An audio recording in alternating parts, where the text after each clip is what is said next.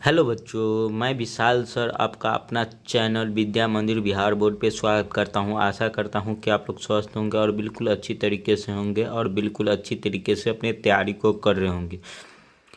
बच्चों, मैं आज आप लोग के लिए क्लास 10th में जो बच्चे हैं और इस बार जो बच्चे एग्ज़ाम देंगे क्लास 10th का, उनके लिए साइंस का क्या लाए हैं, तो एक मॉडल सेट लेकर आए हैं, यानी प्रैक्टिस सेट। इस प्रैक्टिस सेट को आप लोग कर लीजिएगा तो आप लोग कम से कम 10 नंबर ऑब्जेक्टिव में कंफर्म कर सकते हैं। और तीन सभी सब्जेक्टों का क्या करेंगे, प्रैक्टिस सेट लेकर आएंगे आप लोग के लिए, यानी मॉडल पेपर का प्रैक्टिस सेट। उससे आप लोग क्या कीजिएगा, तो सभी सब्जेक्ट में पूरा ऑब्जेक्टिव का नंबर ला सकते हैं। इसी सभी क्वेश्चन से 3 सेट रहेगा, तो 3 में क्या होगा, 40 क्वेश्चन रहेगा, यानी 120 क्वेश्चन में आप लोग के एग्जाम में क्या आ जाएगा, 80 नंबर का यह इसमें से ही ऑब्जेक्टिव होगा। तो यह वीडियो आप लोग के लिए बहुत ही इम्पोर्टेंट होने वाला है। आज हम लोग का क्या है, तो सेट नंबर 1 है। सेट नंबर क्या है, 1 है। चलिए, तो पहला हम लोग का क्वेश्चन क्या है, उससे पहले जितने भी नए बच्चे हैं चैनल को सब्सक्राइब कर लीजिएगा, नए पुराने मिलकर वीडियो को लाइक और वीडियो को शेयर कर दीजिएगा। आज का हम लोग का पहला क्वेश्चन क्या है, दाढ़ी बनाने में किस प्रकार के दर्पण का उपयोग किया जाता है। तो अवतल दर्पण का उपयोग किया जाता है। दाढ़ी बनाने में किस प्रकार का के दर्पण का उपयोग किया जाता है, तो अवतल। उसके बाद अगला क्वेश्चन हम लोग का क्या है, निर्गत किरण एवं अभिलंब के बीच के कोण को कहते हैं। निर्गत किरण एवं अभिलंब के बीच के कोण को क्या कहते हैं, तो निर्गत कोण कहते हैं। यानी इस क्वेश्चन का सी आंसर आ जाएगा। निर्गत किरण और अभिलंब के बीच के कोण को क्या कहते हैं, तो निर्गत कोण कहते हैं। उसके बाद तीसरा क्वेश्चन की ओर चलते हैं, और तीसरा क्वेश्चन में क्या कहा जा रहा है, देखिएगा। हीरा का अपवर्तनांक होता है, तो हीरा का अपवर्तनांक 2.42 होता है। कितना होता है, 2.42 होता है हीरा का अपवर्तनांक, यानी इस क्वेश्चन का डी आंसर आ जाएगा। उसके बाद अगला क्वेश्चन हम लोग का क्या है, सामान्य मानव नेत्र का दूरबिंदु होता है। सामान्य मानव नेत्र का दूरबिंदु क्या होता है, तो अनंत पर होता है। और निकटतम कितना होता है, 25 सेंटीमीटर होता है। निकटतम 25 सेंटीमीटर और अधिकतम कितना होता है, तो अनंत पर होता है। उसके बाद 5 नंबर क्वेश्चन देखेंगे। 5 नंबर क्वेश्चन में क्या कहा जा रहा है, देखिए 5 नंबर क्वेश्चन में क्या कहा जा रहा है, दूरदृष्टि वाली आंख साफ साफ देख सकती है। यानी जिसके पास दूरदृष्टि हुआ रहता है, जिस व्यक्ति को दूरदृष्टि हुआ रहता है, वो कौन सी वस्तु को साफ साफ देख सकती है, तो दूर की वस्तु को साफ साफ देख सकते हैं। दूर की वस्तु को साफ साफ कौन देख सकते हैं, दूरदृष्टि वाले। और निकट दृष्टि वाले निकट की वस्तु को साफ साफ देख सकते हैं। उसके बाद 6 नंबर क्वेश्चन हम लोग का क्या है, दीर्घ दृष्टि दोष होने का क्या कारण है। दीर्घ दृष्टि दोष होने का क्या कारण है, तो इसका आंसर डी हो जाएगा, अभिनेत्र लेंस की फोकस दूरी का अधिकतम हो जाना। अभिनेत्र लेंस की फोकस दूरी का अधिकतम हो जाने के कारण क्या होता है, तो दीर्घ दृष्टि दोष होते हैं।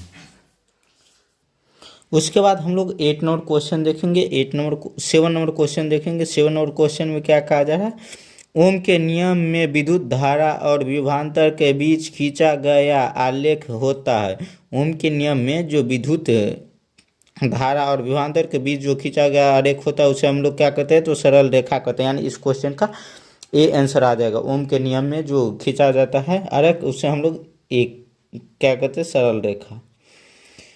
उसके बाद 8 नंबर क्वेश्चन बहुत ही VVI क्वेश्चन है, बहुत ही इंपॉर्टेंट क्वेश्चन है, तो इसे भी आप लोग रट ही लीजिएगा। ये सारा जो 120 क्वेश्चन एक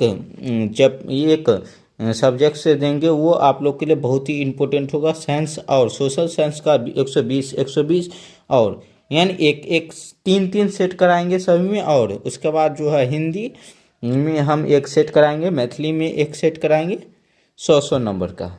चलिए, तो 8 नंबर में क्या कहा जा रहा है,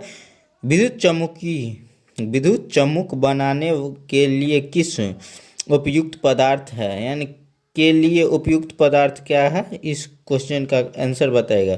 विद्युत चम्मुक बनाने के लिए कौन से उपयुक्त पदार्थ होगा, तो नरम लोहा होगा। नरम लोहा से विद्युत चम्मुक बनाया जाता है। क्या होता है, नरम लोहा से हम लोग क्या करते हैं, तो विद्युत चुम्बक को बनाते हैं। उसके बाद चलिए 8 नंबर हो गया और 9 नंबर देखिएगा। 9 नंबर क्वेश्चन में क्या कहा है, प्रतिरोधकता का मात्रक होता है। प्रतिरोधकता का मात्रक क्या होता है, तो ओम मीटर होता है। यानी 9 नंबर क्वेश्चन का ए आंसर आ जाएगा। प्रतिरोधकता का मात्रक क्या होता है, तो ओम मीटर। उसके बाद अगला क्वेश्चन हम लोग का है 10 नंबर, चुंबकीय क्या कह रहा है, चुंबकीय क्षेत्र की तीव्रता का मात्रक होता है। चुंबकीय क्षेत्र की तीव्रता का मात्रक क्या होता है, तो ऑस्टेड या क्या होता है, टेस्ला, ये दोनों होता है। यानी इस क्वेश्चन का सी आंसर आ जाएगा। यह क्वेश्चन बहुत ही वीवीआई क्वेश्चन है। और आप लोग के एग्जाम में टेस्ला नाम की जो शब्द है यह बहुत बार आता है। चुंबकीय क्षेत्र की तीव्रता का मात्रक क्या होता है, तो टेस्ला वहाँ पे आप लोग के एग्जाम में अधिकतर दिया जाता है। तो आप लोग क्या कीजिएगा, टेस्ला को याद ही कर लीजिए, और नहीं तो आप लोग ये दोनों ऑप्शन को याद कर लीजिएगा, आप लोग के लिए बेहतर होगा। उसके बाद अगला क्वेश्चन हम लोग का क्या है, विद्युत फ्यूज बचाता है। विद्युत फ्यूज क्या करता है, बचाता है। किस चीज़ से विद्युत फ्यूज बचाता है, आप लोग बताइएगा।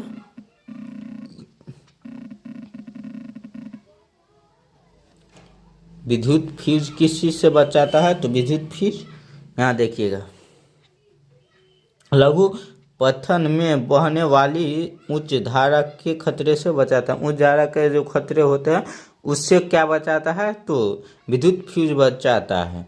देखिए यहाँ पर लाइटिंग थोड़ी प्रॉब्लम हो गई होगी, तो इससे आप लोग को कोई परेशानी नहीं होगा, क्वेश्चन आराम से दिख रहा होगा क्या। तो इस क्वेश्चन का हम लोग का क्या आ जाएगा, बी आंसर आ जाएगा 11 नंबर क्वेश्चन का। उसके बाद अगला क्वेश्चन देखेंगे 12 नंबर क्वेश्चन। और 12 नंबर क्वेश्चन में क्या कहा जा रहा है, देखिएगा। उससे पहले जितने बच्चे अभी तक लाइक नहीं किए लाइक कर दीजिएगा, वीडियो को शेयर नहीं किए हैं शेयर कर दीजिएगा।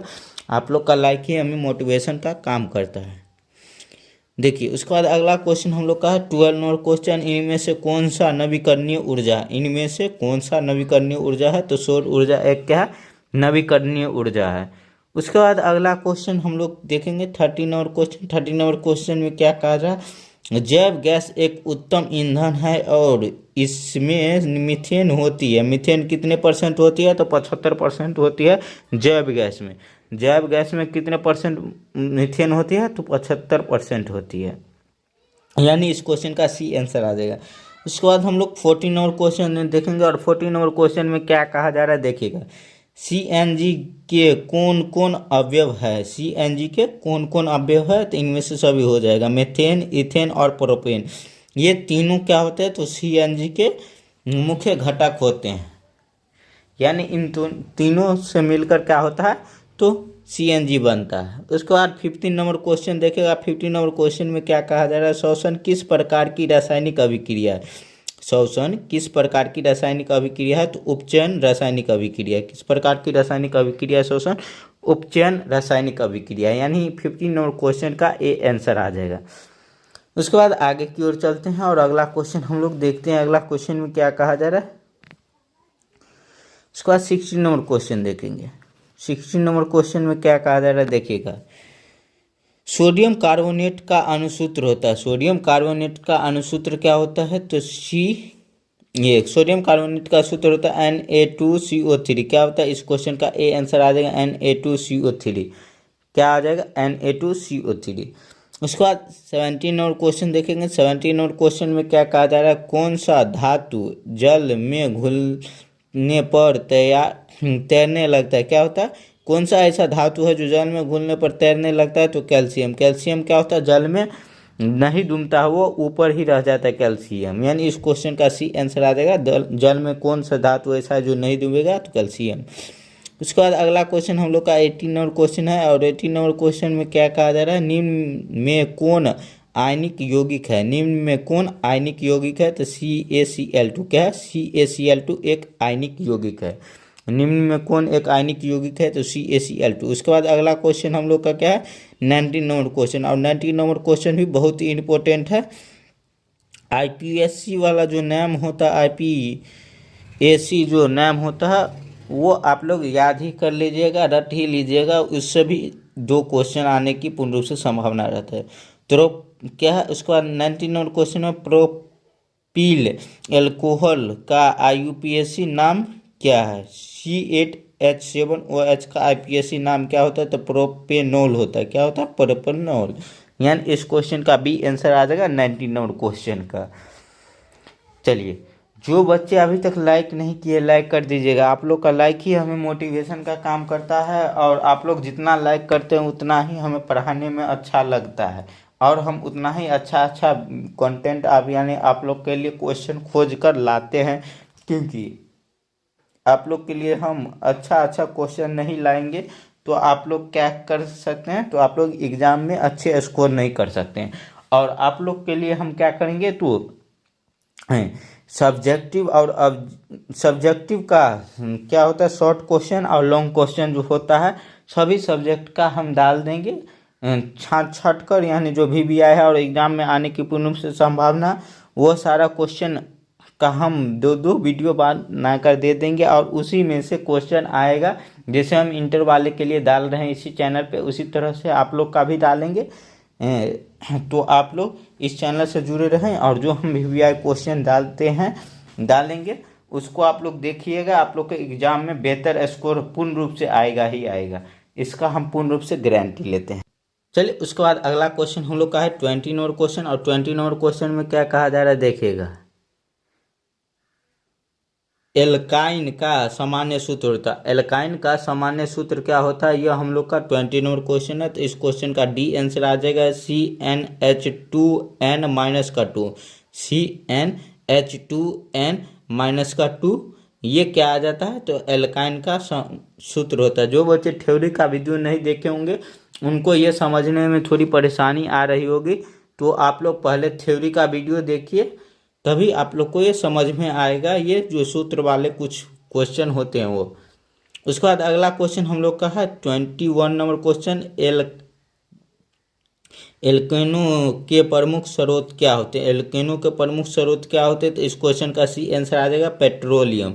एल्केनो का जो प्रमुख घटक होते हैं वो क्या होते हैं? तो पेट्रोलियम होते हैं। उसके बाद अगला क्वेश्चन हम लोग का है 22 नंबर क्वेश्चन। इसका आंसर क्वेश्चन में क्या कहा जा रहा है? नींबू के रस का pH मान होता है। नींबू के रस का pH मान कितना होता है? तो 14 होता है। नींबू का रस का pH मान क्या होता है? B होगा इस क्वेश्चन का 2.2। नींबू का रस का pH मान कितना होता है? 2.2 हो जाएगा। नींबू कैसा होता है? तो नींबू अम्लीय होता है, तो इसका pH मान कितना आ जाएगा? 2.2। उसके बाद अगला क्वेश्चन हम लोग का क्या है? चीनी के किण्वन में क्या होता है? चीनी के किण्वन में क्या होता है? तो एथेनॉल होता है। चीनी के किण्वन में क्या होता है? एथेनॉल होता है। यानी इस क्वेश्चन का ए आंसर आ जाएगा। और नींबू का रस कैसा होता है? तो अम्लीय होता है, तो अम्लीय का pH मान कितना होता है? तो 2.2 हो जाएगा। उसके बाद अगला क्वेश्चन हम लोग देखेंगे 24 नंबर क्वेश्चन, और 24 नंबर क्वेश्चन में क्या कहा जा रहा है देखिएगा। 24 नंबर क्वेश्चन देखिए, मीथेन, एथेन और प्रोपेन किस श्रेणी के सदस्य हैं? मीथेन, एथेन और प्रोपेन किस श्रेणी के सदस्य है? तो समजातीय श्रेणी के सदस्य, यानी इस क्वेश्चन का ए आंसर आ जाएगा समजातीय। उसके बाद अगला question 25 number question. 25 number question में क्या कहा जा रहा है? आवर्त सारणी के शून्य समूह का तत्व है। आवर्त सारणी के शून्य समूह का तत्व कौन से होते हैं? तो हीलियम होते हैं। क्या होते हैं? हीलियम, यानी He। हीलियम को हम लोग किस चीज़ से सूचित करते हैं? तो He से सूचित करते हैं। उसका अगला क्वेश्चन हम लोग का क्या है? 26 नंबर क्वेश्चन, और 26 नंबर क्वेश्चन में क्या कह रहा है? अभी तक ज्ञात तत्वों की संख्या। अभी तक ज्ञात तत्वों की संख्या, यह VVI क्वेश्चन है। अभी तक ज्ञात तत्वों की संख्या तो 114। कितना है? 114। इसके बाद अगला क्वेश्चन हम लोग का है 27 नंबर क्वेश्चन, और 27 नंबर क्वेश्चन भी बहुत ही इम्पोर्टेंट है, आप लोग देखिएगा। 27 नंबर क्वेश्चन में क्या कहा जा रहा है देखिए, मनुष्य में पाचन की क्रिया शुरू होती है। मनुष्य में पाचन की क्रिया शुरू होती है, यह भी VVI क्वेश्चन है। मुख से ही मनुष्य में पाचन की क्रिया शुरू हो जाती है, क्योंकि मनुष्य जो या कोई भी जीवित प्राणी में पाचन की क्रिया कहाँ से शुरू होती है? तो मुख से ही होती है, क्योंकि वो खाता है कोई भी पदार्थ को, यानी कोई भी पदार्थ को खाता है, यानी ग्रहण करता है अपने मुख द्वारा। तो वह क्या करता है, उस जो पदार्थ को ग्रहण करता है मुख द्वारा, उसको क्या करता है, छोटे छोटे टुकड़ों में काट कर अंदर डालता है, क्या करता है, अपने उदर गुहा तक भेजता है। और उदर गुहा में जाने से पहले जो मुख में जो वो क्या होता है, भोजन का कटता है, वो वही क्या हो जाता है, तो भोजन का कटना ही क्या होता है, तो वहाँ से ही चालू हो जाता है आप लोग का भोजन का पाचन की क्रिया। क्योंकि भोजन बड़ा बड़ा रहता है, यानी कुछ बड़े पदार्थ भी होते हैं, उनको भी छोटे कणों में तोड़ देते हैं, तो वहाँ से बुझिए क्या हो जाता है, तो भोजन का पचना चालू हो जाता है। क्योंकि भोजन छोटे छोटे टुकड़ों में टूटते हैं, तो छोटे छोटे उसका अंश बन जाता है। उसका 28 नंबर क्वेश्चन में क्या कहा जा रहा है, वाष्पोत्सर्जन के लिए उत्तरदायी अंग है। वाष्पोत्सर्जन के लिए उत्तरदायी अंग कौन से होते हैं, तो पत्ती होते हैं। पत्ती किसके द्वारा वाष्पोत्सर्जन में उत्तरदायी होते हैं, तो पत्ती में क्या होते हैं, रंध्र होते हैं, यानी पत्ती में कुछ छिद्र होते हैं, जिससे क्या होता है, तो वह सूर्य के प्रकाश को अपने अंदर ग्रहण करते हैं। उसके बाद अगला क्वेश्चन हम लोग का क्या है, 29 नंबर क्वेश्चन। 29 नंबर क्वेश्चन में क्या कहा जा रहा है, मुख गुहा का पिछला भाग कहलाता है। मुख गुहा का पिछला भाग क्या कहलाता है, तो ग्रासनी कहलाता है, ग्रासनी कहलाता है, यानी इस क्वेश्चन का ए आंसर आ जाएगा 29 नंबर क्वेश्चन का।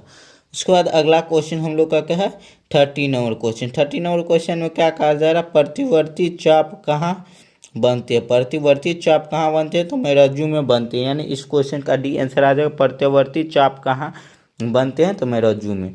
उसके बाद अगला क्वेश्चन हम लोग का है 31 नंबर क्वेश्चन। 31 नंबर क्वेश्चन देखिएगा, इनमें से जनन ग्रंथि कौन है, इनमें से कौन एक जनन ग्रंथि है, तो आप लोग देखिएगा, अंडाशय महिला जनन तंत्र है और वृषण पुरुष जनन तंत्र है। तो ये क्या आ जाएगा, इस क्वेश्चन का डी आंसर आ जाएगा, इनमें से दोनों। अंडाशय महिला में पाई जाती है और वृषण पुरुषों में, यानी ये दोनों जनन ग्रंथि है। इस क्वेश्चन का डी आंसर आ जाएगा 31 नंबर क्वेश्चन का।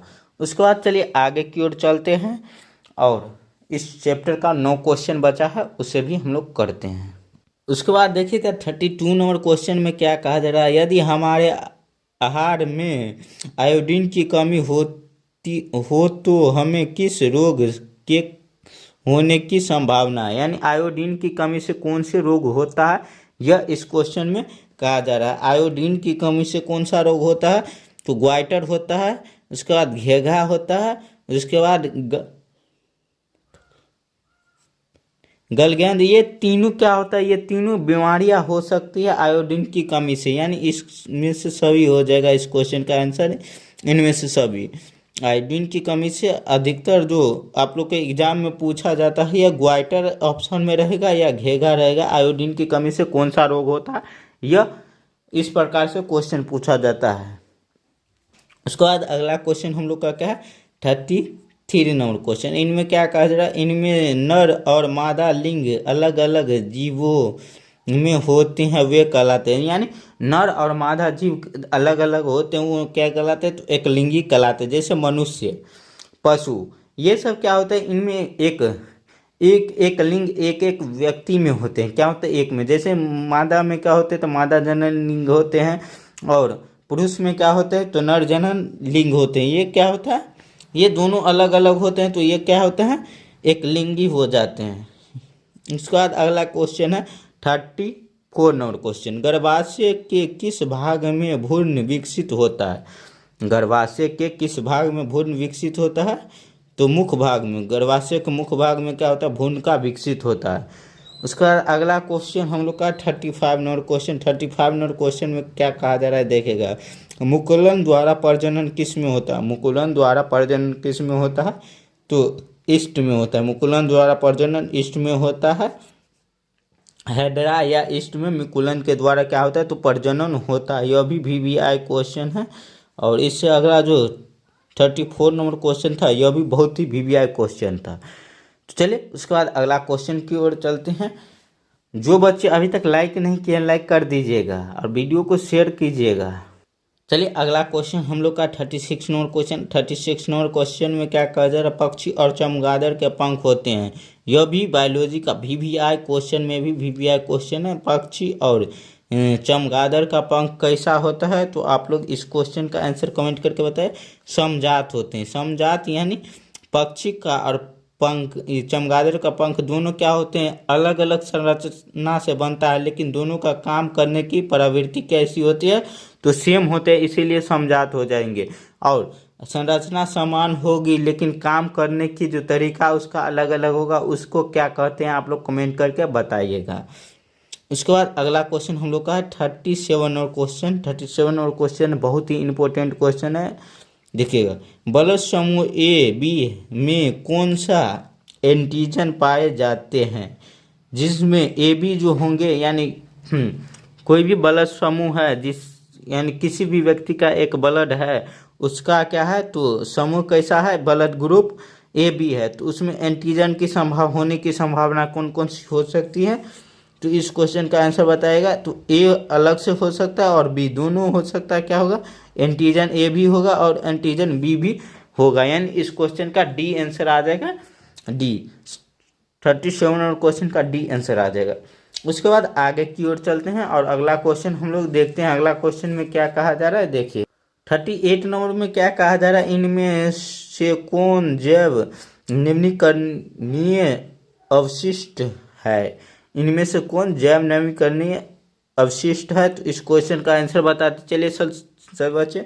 इस क्वेश्चन का आंसर डी आ जाएगा। इनमें से सभी मलमूत्र, क्या है? मल मूत्र, उसके बाद क्या है? मृत शरीर या कागज, ये सभी क्या है? तो अवशिष्ट हो जाते हैं, निम्नकरणीय है। क्या है? जैव निम्नकरणीय है। उसके बाद अगला क्वेश्चन हम लोग का है प्राथमिक उपभोक्ता कहलाते हैं। प्राथमिक उपभोक्ता कौन कहलाते हैं?